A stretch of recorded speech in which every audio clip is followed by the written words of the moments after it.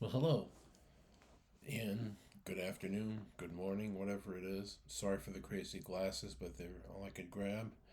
And another video.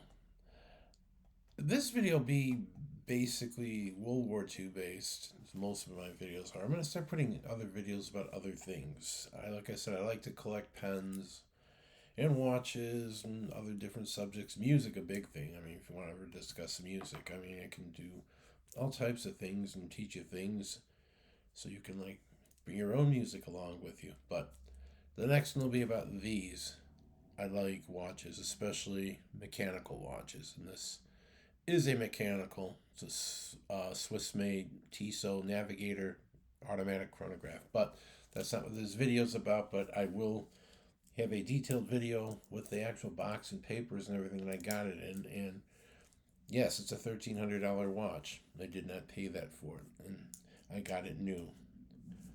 I will show you some tricks about how to find these things called new old stock or fall off the truck, whatever. They're new, but they're just eh, not quite through the normal channels. But that being said, to the video that's of importance. With this being the 80th anniversary of World War II, I'm going to go over a little briefly some World War II videos about stuff and equipment. This is one. It's not going to be in total historical accuracy as far as little tiny details, but an overall rundown, an accurate one though. And this involves Soviet Union being invaded by Nazi Germany on December 20th. It's June 22nd, 1941, which would be Operation Barbarosa.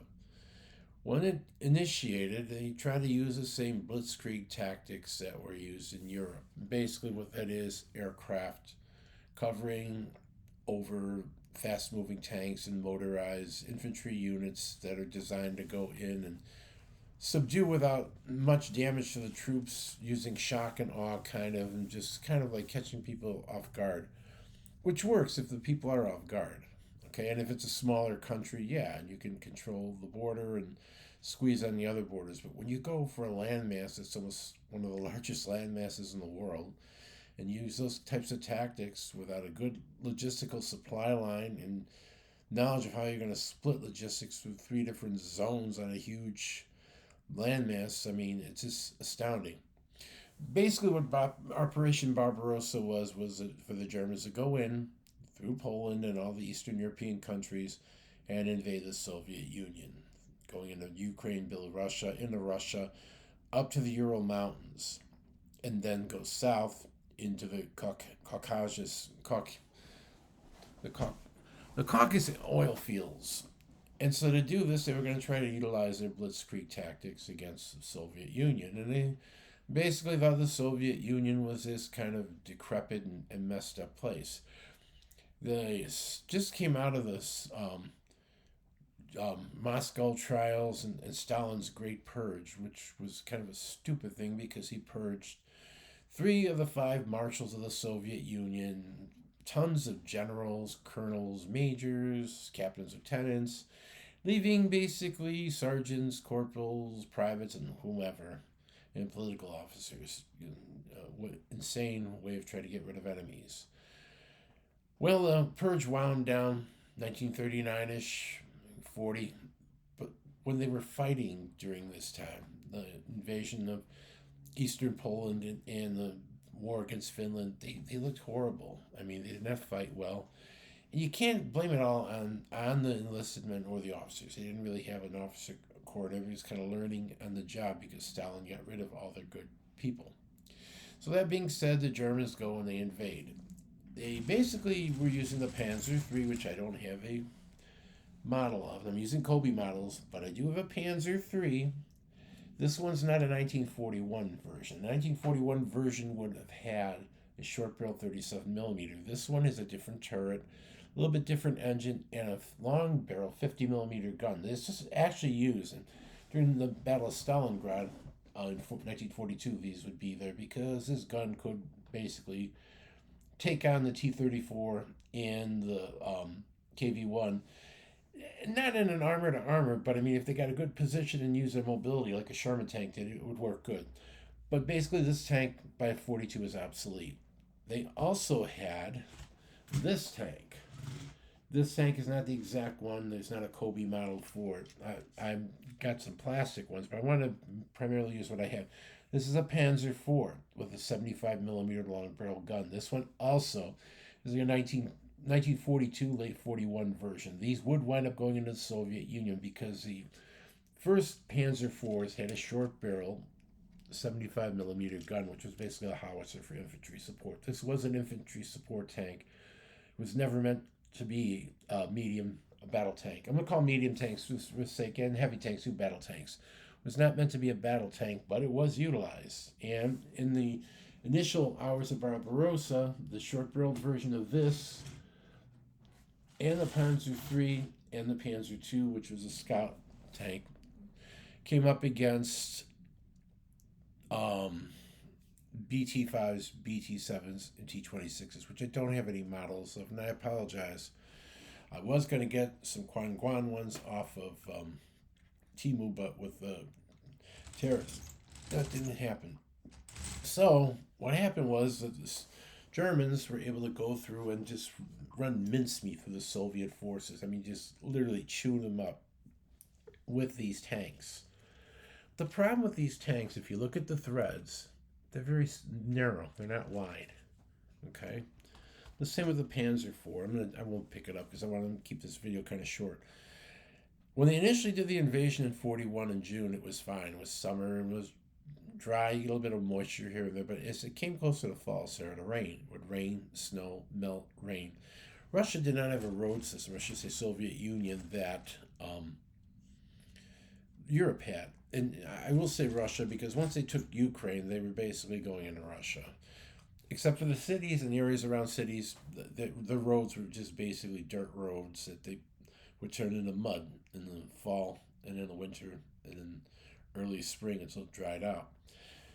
That being said, they went through the Wehrmacht and they just destroyed the Soviets. They took like 2 million prisoners. I mean, just went through everything. By doing this, they overextended themselves and they were just spread out. I mean, big time spread out.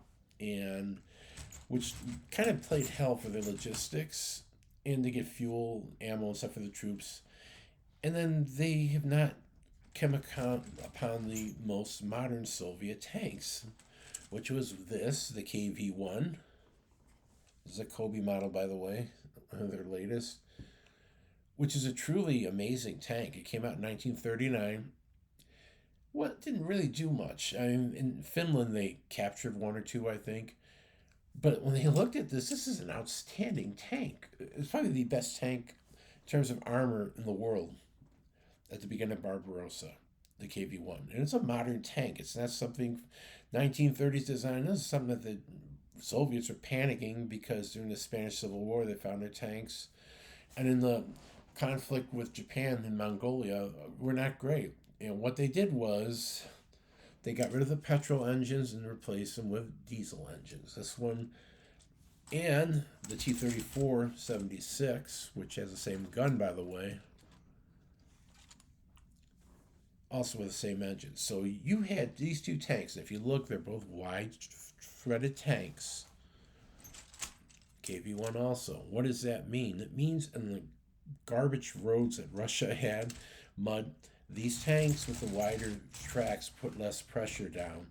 So when they went up against the German tanks would get stuck in the mud. And these Soviet tanks would keep coming. Both of these tanks were far better than the Mark IV and the Mark III. The armor was better. The sloped armor on the T-34 made it almost impenetrable because the shot would glance off. But the KV-1 could sit there and take sustained fire and not, you would basically bruise the tank. And its gun and the gun that's in the T-34, the same gun, 76 millimeter gun, could rip through any German armor. So if you had enough KV-1s and T-34s in a battle against the Mark IVs and Mark IIIs that were available at that time, if the Russians were organized and they had good officers and kind of worked everything well, I mean, they would just destroy them. And the problem was the Soviets were mass producing. The Germans were not. I mean, they didn't have the capacity, and they were producing tons of these tanks while they were under attack. The factories were moved to the other side of the Urals. Some of the quality became a thing, but these tanks were available. And when they encountered these tanks as they got close to Moscow, oh my God, they were horrified because they were stuck. They couldn't do anything. There was one account of a KV-1, I have to look it up again, sitting at a roadside between Moscow and Leningrad. It took out 20 tanks. They couldn't take it out. The armor was so thick, and the Germans were horrified. They've never encountered anything like that. And they were not using their 88 millimeter gun as an anti-tank gun. Once they started doing that, they would kind of equalize everything as far as the tanks and warfare, because they'd be able to go and take them out. But at this point, they couldn't. And the tanks were hampered. And they, until right before Moscow, it'll be the Battle of Moscow, was the first time that the Germans were stopped on European soil and had to go into a defensive position and kind of retreat because of what happened at Moscow. In Moscow, they brought fresh Siberian troops. Marshal Georgy Zhukov was in charge, so they had a great commander, and they just held their ground and counterattacked with artillery and using the KV-1 and the T-34. And at that point, the winter got very bad in December, and everybody kind of hunkered down and went into defensive positions. So what does that mean? It means Germany did a monumental F-up of sorts. They were going into a place that was very vast, that they really didn't have the supplies or the logistical ability to supply the army. You were going in encountering unknowns. The unknown would have been their armor, the German armor, versus the Russian armor, which would be the Soviet. I'll just use Soviet because I can talk back and forth, which would be the T-34 and the KV-1. That being said, the only thing that would happen with these two tanks, the Soviet tanks, is the guns were improved. The engines were improved a bit, some other stuff. They made them more reliable and more of a day-to-day use vehicle. Crude in some of the stuff, the way they built them, but they held their own, and they could be fixed in the field and go back and fight. They were working on improvements for these tanks. And these tanks, the KV-1 and the T-34-76, basically would be in play until, Kursk, basically 1943. At that time, the IS-2 with 122 millimeter gun would start to replace the KV-1. The KV-1 only with a 76. They tried an 85 in it and did other things, but they came up with a better plan with the IS-2. So the KV-1 was not produced then as much and very limited, and just used as kind of support role. But the T-34 would go out. They'd get longer barrel guns. The turret would change a little bit. It would still be a two-man turret. This wouldn't change until 1944 when the T-34-85 came out with the three-man turret. So basically, the way this tank was, this 1940 version, through 1943 is basically the same tank, with the exception of some modifications with the turret, the gun, some stuff with the engine to make it a little bit more reliable, transmission. But essentially, that's what you have. The Germans responded by, like I said, adding a long barrel 50 millimeter gun to the Mark III. The Mark III is a pretty mobile tank. It's a pretty good tank. Like I said, it couldn't take direct hits from the 76 millimeter gun, but this gun was powerful enough to pierce the armor on a T-34. And if they can catch him from further away, because it's a longer barrel gun, they could take the T-34 out by hitting it. Let me show. Like here, with the sloped armor, the sloped armor on here has like a gap, and there's like a welding seam. They would try to go for there. That would make the armor separate and make the tank useless. But they changed that as they kept building. But with this tank here, the Mark III, you can go behind them. Stuff that the U.S. would use later on the Tigers and the Panthers, and boom, take them out. Not a bad tank, but like I said, it was getting old, getting long in the tooth, and kind of becoming sort of obsolete. So the bulk of all this stuff, and you would see these both in 42, would be the Mark IV, the long barrel gun. This had to be shared with the Afrika Corps and forces in Europe, because as United States got involved in, and you had the invasion of Italy and Sicily, and Germany had to put more equipment down there. So a lot of these tanks would stay. But these tanks would find their way into the Soviet Union, and they had the advantage of the 75 millimeter long barrel gun.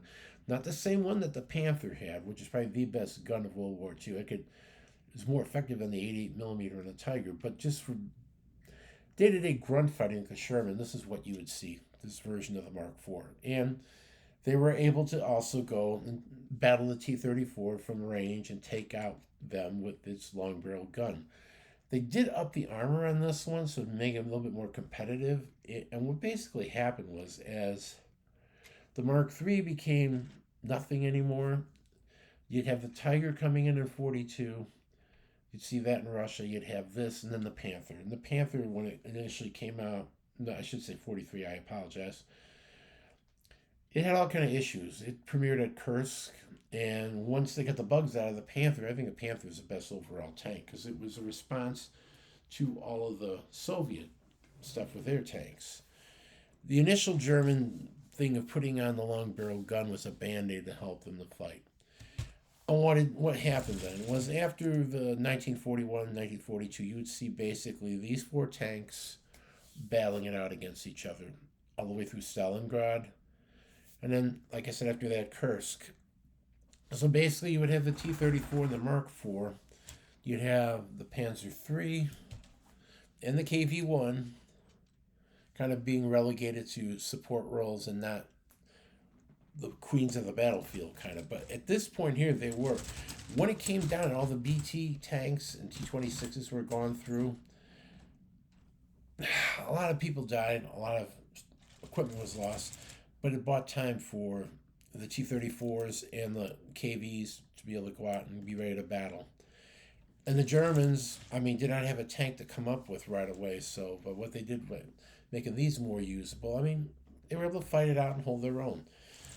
Superior training, the Luftwaffe, air superiority, and basically luck here and there. And luck comes into play too. It did with the Soviets too. I mean, mistakes that your opponents made. But you could see the changing face. But when this battle started, and they went through all the obsolete old Soviet tanks, and the KVs and the T-34s met the Mark III and the Mark IV, you had basically what would be modern tank-on-tank battles that you'd see now. Especially when the Germans alter their tanks, armor, and guns and stuff. I mean, what you would see now in a tank battle, back then in that battlefield in 1941 outside of Moscow, that basically set the standard for what happens today with better technology, bigger guns, stronger tanks, but the basic groundwork was laid during that point there. And basically, that's all I have. It's kind of longer than I thought, but I hope everybody kind of liked it. And like I said, I premiered two other tanks, my Mark III, which is a Kobe. You can get this one too, it's still available.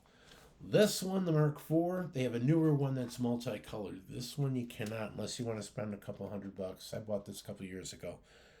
But it gives you a good representation of what you see going up against. My next video, like I said, will be on that Tissot watch that I was showing you, and I'll put different subject matter up.